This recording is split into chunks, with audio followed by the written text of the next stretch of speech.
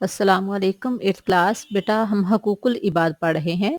हकूक़ुल इबाद में हमने अभी हिस्सा दौइम पढ़ लिया था। अभी हमने हिस्सा सौइम और चहारम पढ़ना है। पहले आज हम हिस्सा सौइम चहारम पढ़ लेंगे, हिस्सा सौइम बाद में मैं आपको करवा दूंगी। ठीक है, आज हम जो है इसका लास्ट क्वेश्चन करेंगे और इससे पहले दो क्वेश्चन रहते हैं हिस्सा सौइम के, वो मैं आपको इसके बाद करवाऊंगी। हमारा क्वेश्चन नंबर 6 है लॉन्ग क्वेश्चन में से, माजूरों के हकूक बयान करें, इनके मुतालिक हमारा रवैया कैसा होना चाहिए। यानी जो माजूर होते हैं, खुदा ना खास्ता जिनकी टांग में प्रॉब्लम हो, बाजू में प्रॉब्लम हो, आंखों में प्रॉब्लम हो, यानी किसी में फिजिकली कोई प्रॉब्लम होता है उसको माजूर कहते हैं। उनके साथ हमें किस तरह का रवैया रखना चाहिए, इस्लाम में इस पे बहुत ज़्यादा ज़ोर दिया गया है, क्योंकि ये हकूकुल इबाद में से है और हकूकुल इबाद तब तक माफ़ नहीं हो जाते जब जब तक जिसके साथ हमने ज़्यादती ना की हो वो माफ़ ना कर दे। जिसके साथ हम ज़्यादती की है, अगर वो माफ़ नहीं करता तो अल्लाह ताला कभी भी माफ़ नहीं करेंगे। तो माज़ूरों के हकूक बहुत ज़्यादा हैं। इसका आंसर देखें, अल्लाह ताला ने कुरान करीम में माजूरी की बिना पर लोगों के हकीर अमेज अलकाबात रखने से मना फरमाया है। यानी अगर खुदा ना खास्ता किसी की टांग खराब है तो हम उसको लंगड़ा कहें, किसी की आंख खराब है हम उसको काना कहें, इस तरह के नाम रखने से बहुत सख्ती से मना फरमाया। कुरान पाक में है, बीसल इसवल फुसूका बादल ईमान, ईमान लाने के बाद किसी के गलत नाम रखना बहुत बड़ा गुनाह है। अगर हम इस तरह से करते हैं तो हम उस शख्स की दिल आज़ारी करते हैं, और जिसकी हम दिल आज़ारी करते हैं अगर वो हमें क़यामत के दिन माफ़ नहीं करेगा तो हमारे लिए किसी तरह की भी माफ़ी मुमकिन नहीं है। रसूलुल्लाह सल्लल्लाहु अलैहि वसल्लम ने फरमाया, जो शख्स अपने मुसलमान भाई की कोई एक मुसीबत दूर कर दे, अल्लाह ताला क़यामत की मुसीबतों में से एक मुसीबत या कोई एक मुसीबत दूर फरमाएगा। यानी अगर कोई शख्स गलती करता है तो अल्लाह ताला माफ़ कर देते हैं, लेकिन वो होता हकूकुल्लाह में से हकूकुल इबाद ये है कि अगर कोई मुसलमान अपने दूसरे मुसलमान भाई की किसी भी मुसीबत को दूर करता है तो अल्लाह ताला उसकी क़यामत के दिन दूर करने वाले की कोई ना कोई मुसीबत दूर करेंगे। यानी हकूकुल इबाद की इतनी ज़्यादा अहमियत है कि अल्लाह ताला अपने हकूक माफ़ कर देंगे, और हकूकुल इबाद का इख्तियार बंदों को दिया है, जब तक वो माफ़ नहीं करते तब तक इंसान की माफ़ी मुमकिन नहीं है। आगे देखें, आप सल्लल्लाहु अलैहि वसल्लम ने फरमाया, भूले भटके या किसी नाबीना को रास्ता बताना भी सदका है। यानी कोई रास्ता भूला हुआ है तो आप उसको रास्ता दिखाएं तो ये सदका जारिया है। इसी तरह कोई नाबीना है, उसको पता ही नहीं बेचारे को कि उसने किधर जाना है, अगर आप उसका हाथ पकड़कर उसको रास्ता दिखा देते हैं या आप उसकी मंजिल तक उसको पहुंचा देते हैं तो ये बहुत बड़ा सदका है। आगे देखें, बीमार की अयादत को लाजमी करार दिया है, यानी अगर कोई बीमार है तो उसके पास लाजमी जाना चाहिए। आगे देखिए, अयादत के मानी क्या है। अयादत के मानी सिर्फ बीमार पुरसी के लिए जाना नहीं, बल्कि उसकी तीमारदारी और उसकी खिदमत भी अयादत में शामिल है। तीमारदारी यानी उसका हाल चाल पूछना, उसके जो मुमकिन हो उसकी वो खिदमत करना, ये तमाम जो है अयादत में शामिल है। जो शख्स किसी बीमारी की वजह से हो गया है, उसके मुतालिकीन यानी जो उसके खानदान वाले हैं या उससे जो रिश्तेदार हैं, उन पर लाजिम है कि उसकी खिदमत गुजारी में हाजिर रहें। यानी किसी बीमार की इयादत करना इस्लाम में बहुत ज़रूरी है। आप सल्लल्लाहु अलैहि वसल्लम की एक और हदीस है, अगर कोई शख्स किसी बीमार की इयादत के लिए नियत सिर्फ वाकई ही उसकी इयादत करना हो और उसके साथ हमदर्दी करना हो, किसी बीमार की इयादत के लिए जाता है, जब तक वो शख्स वापस नहीं आ जाता तो अल्लाह के फरिश्ते उस शख्स के लिए, यानी जो तीमारदारी करने गया है, उसके अल्लाह के फरिश्ते उसके लिए रहमतें लिखते रहते हैं।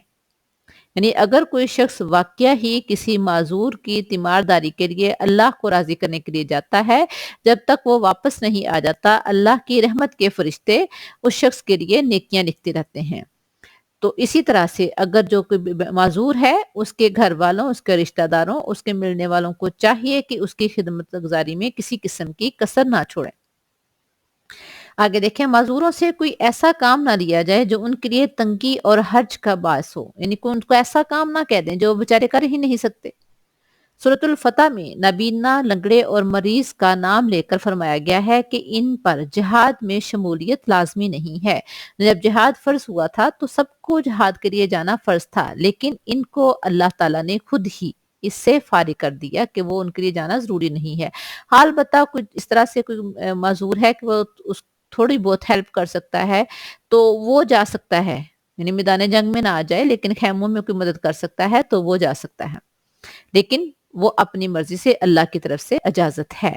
سورۃ توبہ میں ضعفاء کے ساتھ بھی جہاد وغیرہ کے سلسلے میں نرمی برتی گئی ہے۔ ضعفاء میں کمزور لوگ، یعنی اللہ نے اپنے بندوں کے حقوق کی اتنی تاکید کی گئی ہے کہ باقاعدہ نام لے کر سورۃ الفتح میں نابینا اور لنگڑے اور مریض کا نام لے کر کہا ہے کہ ان پر جہاد فرض نہیں ہے، اور کمزوروں کے سلسلے میں بھی فرما دیا کہ ان پر بھی جہاد فرض نہیں ہے۔ مقصد یہ ہے کہ اللہ تعالیٰ اپنے انسانوں کے ساتھ آسانی چاہتا ہے۔ اللہ تعالیٰ کسی بھی مرحلے پر یہ نہیں چاہتا کہ اس کے بندوں کو کسی طرح سے بھی تکلیف پہنچے، لہٰذا اللہ تعالیٰ باقی انسانوں کو بھی یہ حکم دیتا ہے کہ وہ اپنے آس پاس کے لوگوں کے حقوق کا خیال رکھیں، ان کی دیکھ بھال کریں، ان کے ساتھ اچھا برتاؤ کریں، ہو سکے تو جتنی ان کی مالی امداد ہو سکتی ہے، اگر وہ مستحق ہیں تو ان کی مالی امداد کریں، مالی امداد کے وہ مستحق نہیں ہیں تو کم از کم اخلاقی طور پر ان کی مدد کریں۔ آگے دیکھیں۔ معذور دراصل بے بس ہوتا ہے، یعنی وہ خود کچھ نہیں کر سکتا کام کرنا۔ اگر کوئی پاؤں سے معذور ہے، ٹانگ سے معذور ہے یا ہاتھ سے معذور ہے تو ظاہر ہے اس کو کام کرنے میں دوسروں کی محتاجی ہوتی ہے، وہ بعض کام خود سر انجام دینے کے قابل نہیں ہوتا۔ اسلامی معاشرے کی بنیاد انسانی ہمدردی پر ہے، بھلا اس ہمدردی کا حقدار معذور سے بڑھ کر کون ہو سکتا ہے؟ یعنی اسلام تو کہتا ہی یہ ہے کہ ایک دوسرے کے حقوق کا خیال رکھو، ایک دوسرے کو ساتھ لے کر چلو۔ ایک دوسرے کے حقوق کا خیال نہیں رکھو گے تو اللہ کے پاس معافی نہیں ہے۔ جب ایک معاشرے کی بنیاد ہی انسانی ہمدردی پر ہے تو وہاں وہ مستحقین جو معذور ہیں ان سے زیادہ کون حقدار ہو سکتا ہے؟ اللہ تعالیٰ نے معذوروں کو اپنے حقوق و عبادات کے سلسلے میں رعایتیں اور رخصتیں دی ہیں، تو یہ بات بندوں کے لیے ترغیب کا درجہ رکھتی ہے، یعنی اللہ تعالیٰ چاہتے ہیں کہ اللہ تعالیٰ چاہتے ہیں کہ اس کے بندے جو معذور ہیں وہ اس طرح سے عبادات کا اہتمام نہیں کر سکتے جس طرح کہ ایک نارمل کرتا ہے، تو اللہ تعالیٰ کو ان کی معذوری کے ساتھ جس طرح کی بھی عبادت ہے اللہ تعالیٰ کو پسند ہے، لہٰذا اللہ بھی یہ چاہتا ہے کہ اس کے بندے بھی اس کی مخلوق کے ساتھ ایسا ہی برتاؤ کریں، نرمی کا برتاؤ کریں، ان کی تنگی اور پریشانی دور کرنے میں ان کا ہاتھ بٹائیں، کوئی چل نہیں سکتا تو اس کو چلنے میں اس کی ہیلپ کریں، کوئی کھانا نہیں کھا سکتا اس کو کھانا کھانے میں ہیلپ کریں، کسی کو نظر نہیں آتا تو اس کو راستہ دکھائیں، کسی کو سنتا نہیں ہے تو اس کو اشاروں سے سمجھائیں۔ یہ چھوٹی چھوٹی باتیں ہیں لیکن اس سے معذور کی دل آزاری نہیں ہوتی، لیکن اگر کسی معذور کو ہماری کسی مدد کی ضرورت ہے اور ہم اس کو اگنور کرتے ہیں تو اس سے دل آزاری بھی ہوتی ہے، اور ہر دل جو ہے وہ خدا کا گھر ہے۔ مسجدیں آباد کرنے کا اپنا ثواب ہے، لیکن اس سے بڑا کام کیا ہے، اس سے بڑا ثواب کیا ہے کہ ہم اس گھر کو آباد کریں، جو لوگوں کے دلوں کو آباد کریں، اور دلوں کو آباد کرنا کیسے ہے کہ ہم ان کی مدد کریں، یہاں وہ محتاج ہیں ہم ان کے ساتھ مل کر ان کا کام کروائیں۔ اللہ تعالیٰ نے بیمار اور معذور کی خدمت کو خود اپنی خدمت قرار دیا ہے، یہ بہت بڑی بات ہے بیٹا۔ دیکھیں اللہ تعالیٰ قیامت کے دن پوچھیں گے انسان سے، میں بیمار تھا تم نے میری عیادت کیوں نہیں کی؟ میں بھوکا تھا تم نے مجھے کھانا کیوں نہیں کھلایا؟ مجھے کسی چیز کی ضرورت تھی تم نے میری مدد نہیں کی؟ تو بندہ کہے گا اللہ تو سب کا رازق، سب کو دینے والا، خالق و مالک ہے، یہ کیسے ممکن ہے کہ آپ بیمار ہوں؟ یہ کیسے ممکن ہے آپ کو بھوک ہو؟ یہ کیسے ممکن ہے آپ کو کسی چیز کی ضرورت ہو؟ اللہ تعالیٰ فرمائیں گے میرا فلاں بندہ بھوکا تھا تم نے اس کو کھانا نہیں کھلایا، میرا فلاں بندہ بیمار تھا تم نے اس کی تیمارداری نہیں کی، میرا فلاں بندے کو تمہاری ضرورت تھی تم نے اس کا ساتھ نہیں دیا، گویا کہ تو نے اس وقت اس کا ساتھ نہ دے کر میرا ساتھ نہیں دیا، یعنی میرے بندے کو اگر تیری ضرورت تھی تو نے اس کی مدد نہیں کی تو گویا تو نے میری مدد نہیں کی، یعنی اتنی زیادہ اہمیت ہے۔ اور اس میں کوتاہی کرنے والے کو قیامت کے دن ذلت و ندامت کا سامنا کرنا پڑے گا، جب اللہ تعالیٰ خود فرما رہے ہیں کہ یہ میں ہوں جس کی تم مدد کر رہے ہو، یعنی غریبوں کے ذریعے اللہ تعالیٰ کو नाउज़ुबिल्लाह किसी किस्म की मदद की ज़रूरत नहीं है, लेकिन हम अल्लाह की रज़ा की खातिर अगर करते हैं तो ज़ाहिर है अल्लाह ताला खुश होते हैं। लेकिन अगर हम किसी को इग्नोर करते हैं तो क़यामत के दिन हमें ज़िल्लत व नदामत का सामना करना पड़ेगा। लिहाज़ा इस ज़िल्लत व नदामत से बचने के लिए ज़रूरी क्या है कि हम जिनके अहकामात अल्लाह ने हुक्म दिए हैं, जिन हकूक़ का अदा करने का अल्लाह ताला ने हुक्म दिया है, उन हकूक़ को अच्छी तरह से पूरा करें। आगे देखें। अगर अल्लाह ताला ने हमें माज़ूरी से महफूज रखा है तो ये उसका फजलो एहसान है। हम पर लाजिम है कि इस फजलो एहसान का शुक्रिया अदा करें। देखिए अल्लाह ताला ने कुरान पाक में बारहा कहा है, लाइन शकरतुम ला अज़ीदन्नकुम, तुम शुक्र करोगे तो मैं तुम्हें और ज्यादा दूंगा। अब अल्लाह ने हमें माजूरी से बचाया है तो हमें क्या करना चाहिए? इस फजलो एहसान का शुक्र अदा करना चाहिए। और फजलो एहसान का शुक्र कैसे है? अल्लाह ने हमें सेहतमंद तंदुरुस्त इंसान बनाया है तो हम अपने माजूर बहन भाइयों की मदद करें, उनकी खिदमत करें। और खिदमत और मदद इस तरह से ना करें कि वो हमारा शुक्रिया अदा करें, वो हमारे एहसानमंद हों ना, उनको बिल्कुल भी इस चीज का एहसास ना होने दें कि उनमें किसी किस्म की माजूरी पाई जाती है, बल्कि उनकी खिदमत और तरबियत इस तरह से करें कि वो अपने काम खुद अपने हाथों से करने के काबिल हो सकें। ये नहीं है कि आप उन पे काम कर दें और उन पे एहसान जताते रहें, या एहसान नहीं तो कहें इतने इसको मैं ये काम सिखाऊंगी, उसमें ज्यादा टाइम लगेगा तो इससे बेहतर है मैं इसका काम कर दूं। नहीं, कोशिश करें अगर वो कोई काम सीख सकता है मजदूर तो उसकी मदद करें, जान मत छुड़ाएं या डांटें मत। जाँच वाने से मुराद ये है कि खुद कर दें कि इसको समझाने में, करवाने में, खाना खिलाने में, चलाने में टाइम लगता है तो मैं उसकी बजाय बेहतर है कि मैं थोड़े टाइम में खुद कर देती हूँ। इस्लाम इस चीज़ को नापसंद करता है।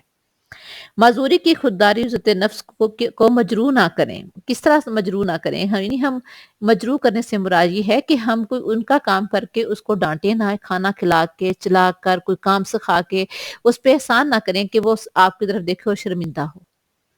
आप उसको इस तरह से उसकी मदद करें कि वो आपको देखे तो वो खुशी महसूस करे, वो फ़ख्र महसूस करे। और कभी भी किसी माज़ूर के सामने उसकी माज़ूरी का ज़िक्र ना करें। ये अल्लाह ताला को इंतहाई नापसंद है। आप उसको अगर हम सेहतमंद तंदुरुस्त हैं तो इसमें हमारा कोई कमाल नहीं, ये अल्लाह का करोड़ों शुक्र है कि उसने हमें लाखों इंसानों से बेहतर बनाया है। लेकिन जो माज़ूर हैं उनको कभी भी उनकी माज़ूरी का एहसास ना दिलाएं। अल्लाह ताला ने इस चीज़ को इंतहाई नापसंद किया है क्योंकि इससे उनकी दिल आज़ारी होती है। बेटा ये हमारा लास्ट लॉन्ग क्वेश्चन है। अभी मैंने जैसे आपको स्टार्ट में बताया है हमारे 2 अभी लॉन्ग क्वेश्चन और रहते हैं। यानी आपका हिस्सा स्वयं अभी रहता है, पार्ट नंबर 3 रहता है, वो मैं इंशाल्लाह आपको कल या परसों इंशाल्लाह सेंड कर दूँगी। आपने ये क्वेश्चन अच्छी तरह से याद भी करने हैं और लिखने भी हैं। अल्लाह हाफ़िज़।